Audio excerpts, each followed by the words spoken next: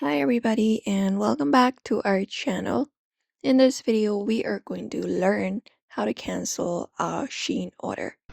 So let's just dive right into the video without any delay. Let's sus and also make sure to watch this video till the end for that. So for that, what we can do is we can directly log in into our account. So open up the Shein app or the website, and if you're not logged in, you can log in into your account. After you do so, what you can do is from the section, look out for the Me option in the bottom right corner and tap on it. And that should open up your profile page right here. And within here, you should be finding different options, including the option called My Orders.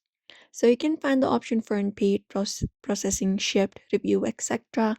You need to look out for the option called View All and tap on it. And once you tap on it here, you will be finding all of your orders that you've done that are in the processing state or any other state in this section right here. So in order to cancel the order, you need to locate the specific order that you wish to cancel.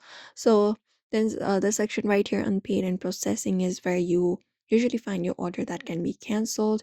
If your product is already shipped, that means the order, if you that means the order cannot be canceled. It has already been processed for shipping. So if you want to cancel it, you need to get in touch with the Shein customer service through the website or the in-app website chat as quickly as possible and have your number ready for product number ready for that. But if your products are not unpaid are unpaid and are under processing, that means you will be getting an option of canceling the Shein order.